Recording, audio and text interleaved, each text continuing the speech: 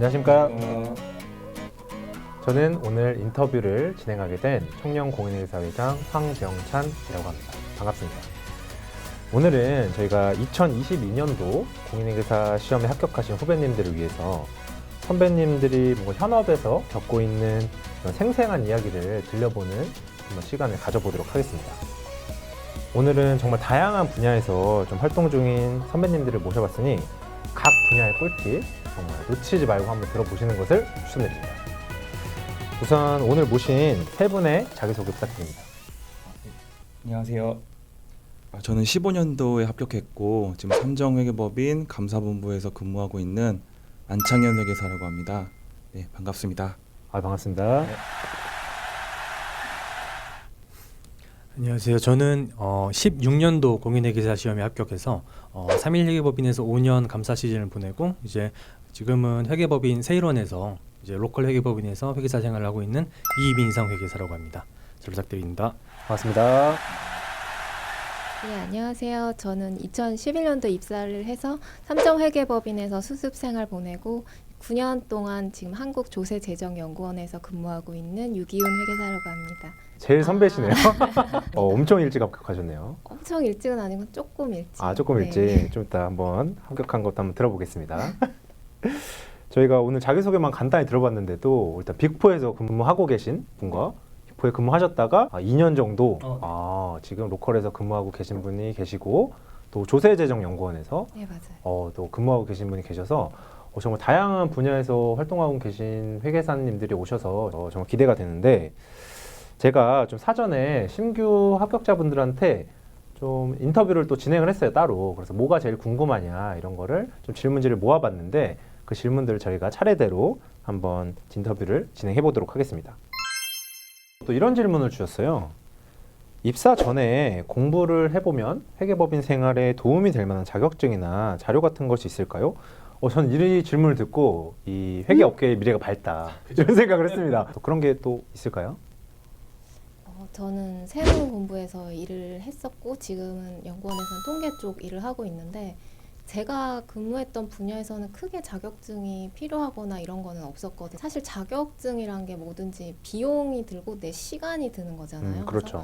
자격증이 그 분야에 내가 정말 필요한 것이다라고 판단이 되지 않는 이상은 생각을 좀 잘 해보셔야 될 것 같고요. 이렇게 중구난방 자격증을 취득하는 게 사실 어떻게 보면 크게 도움이 되지 않을 수 있다. 어쩌면 뭐 필요도 없는데 내 시간만 드는 걸 수도 있으니까. 그걸 판단을 잘해야 되겠네요. 시작 자체를 좀 숙고를 하고 해야 된다. 네, 그렇죠. 왜냐하면 내 시간이 아까우니까 비용도 들고 그냥 그런 게 좋을 것 같고 저는 영어가 오히려 더 메리트가 되지 않나. 영어가 본인이 좀 국제 쪽 관련된 일, 뭐 그런 쪽 일을 하고 싶으시다 하시면 영어는 확실한 메리트가 되는 것 같아요. 뭐 장문이든 스피킹을 하든 미리미리 준비를 하시는 게 도움이 많이 되는 것 같아요. 좀 글로벌한 일을 하거나 더 넓은 일을 하고 싶다면 영어를 하는 것이 거의 도움이 된다. 많이 도움이 되는 것 같아요. 다른 것도 도움이 될 수 있지만 본인이 습고를 어떤 해보고. 거를 해야 할지 먼저 정하는 게 저는 좀 중요하다고 생각을 해요. 저도 회계법인에서 보면은 영어 하시는 분들이 확실히 조금 큰 일을 많이 하시더라고요. 맞아요. 저는 일단 감사본부에 계속 있었기 때문에 일단 저희가 보통 다 엑셀로 많이 업무를 하잖아요. 그렇죠. 엑셀을 많이 하죠. 근데 저희가 대학교를 다닐 때는 사실 엑셀을 써본 적이 한 손 안에 꼽을 것 같아요. 뭐 PPT 정도면 조금만 해보고. 그렇죠. 근데 이제 저희는 막상 들어오면은 엑셀 업무만 계속 하기 때문에 그쵸. 엑셀을 조금이라도 잘하면은 이제 그 뭐 몇 초씩 시간을 아껴서 집에 좀 일찍 가게 되잖아요. 그렇죠. 맞아요. 저도 이제 엑셀을 저는 좀 공부를 한 편이었거든요. 단축키를 좀 알면은 금방 끝낼 수 있는 일들이 사실 있잖아요. 또. 엄청 많죠, 사실. 네. 저 같은 경우도 사실 이제 저는 입사 첫 시즌 때 피벗 테이블이 뭔지 몰랐어요. 피벗 테이블이 뭔지 몰라가지고 일을 할 때 어떤 자료가 딱 정리된 게 있었는데 그렇죠.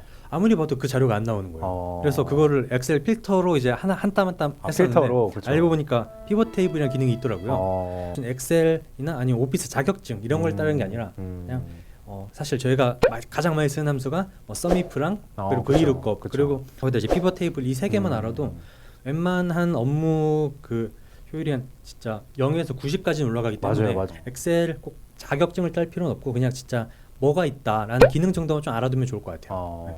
그리고 그 다음에는 1차 때부터 계속 공부했던 이제 중급 회계라든지 고급 회계 이런 회계랑 다르게 회계 감사는 2차 때만 잠깐 배우기 때문에 막상 실제로 이제 기말 감사 시즌 때 할 때 이 절차를 왜 하는 거지? 라는 생각이 들 때가 꽤 있어서 그때 조금 헤맸었거든요. 그래서 회계 감사 어차피 저희가 처음 입사를 하게 되면 맞는 계정에 다 그게 그거잖아요. 그쵸. 사실 뭐 현금이랑 뭐 차익금 이쪽만 조금 볼 텐데 최소한 그거 정도는 한 번만 더 읽어보면은 진짜 좋을 것 같아요. 그 파트를 한 번 더 읽어봐라. 네네. 사실 그래가지고- 절차는 알지만 그렇죠. 그걸 왜 해야 되는지 까먹는 경우가 네, 네. 있잖아요. 저희가 절차는 기억하지만 그렇죠.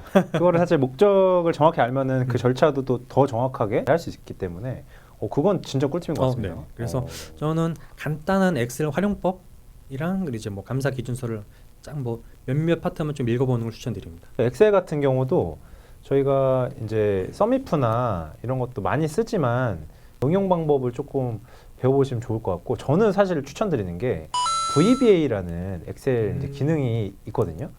제가 입력한 수식을 걔가 이제 자동으로 이렇게 처리해주는 기능인데, 그게 요새 이제 챗 GPT가 그 코딩을 만들어줘요. 그 꿀팁입니다, 여러분. 지금 이거 엄청 꿀팁이에요. 그게 코딩이기 때문에 좀 굉장히 어려워요. 저도 이제 안 하면 헷갈리는데, 그래서 요새는 근데 챗 GPT에 그 VBA 수식을 이런 식으로 기능을 하게 만들어줘 하면은 걔가 만들어줘요. 그래서 Alt F11을 누르면은 그 코딩을 입력할 수 있는 창이 뜨거든요. 근데 거기다 입력하고 하면은 이제 오류가 나는 경우도 있는데, 그 오류, 여기 오류 났어, 수정해줘 하면 또 수정해줘요, 걔가. 그래서 그게 엄청나게 파워풀 하더라고요. 전 최근에 이제 일을 할 때 많이 쓰는 기능 중 하나인데, 그거를 꼭 감사 시즌 때 그 코딩을 한 번만 제대로 만들어 놓으면 딱 그 메모장에 입력해 놓고 필요할 때마다 갖다 쓰면 되거든요. 그러니까 예를 들어서 우리가 파일을 여러 개 받을 때 있잖아요. 대용량을 하나의 시트나 하나의 파일로 합치는 게, 그걸 VBA를 쓰면 한 번에 그냥 합쳐지거나, 요새 또 파워 피벗으로도 합칠 수 있고, 약간 이런 기능들을 조금만 공부해 보시면은 도움이 많이 될 것 같습니다. 제가 그 VBA 기능 잘 쓰고 있어가지고 한번 꿀팁을 한번 드려봤습니다. 네, 뭐 제가 생각했을 때는 사실은 그냥 아무것도 안 하고 놀다가 들어오는 게 제일 베스트고요.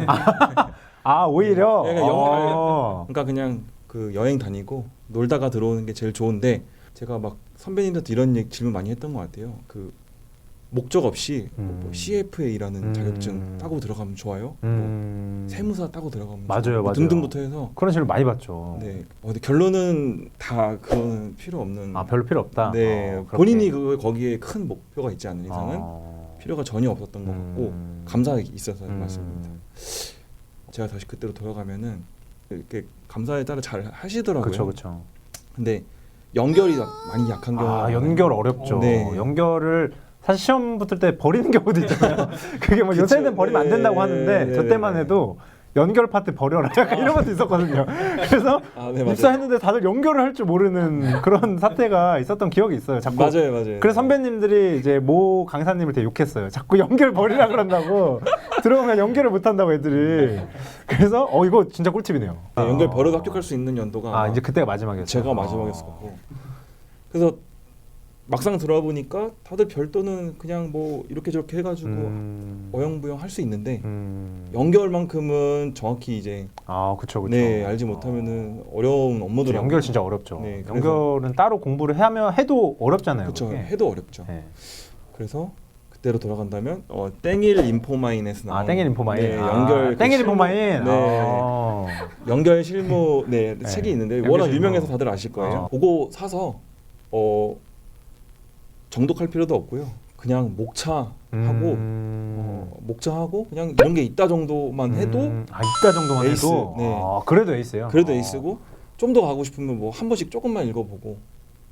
그 책이 엄청 두껍거든요. 엄청 두껍구나. 이만했던 것 같은데 그래? 그 목차에 조금 관심 있는 거 조금 읽어보는 정도만 해도 에이스 될 수 있을 것 같습니다. 연결, 그리고 연결을 꼭 공부하셔야 돼요. 요새 연결이 또 핫이슈기 때문에 네. 연결을 또 공부하고 하시는 걸 추천드립니다.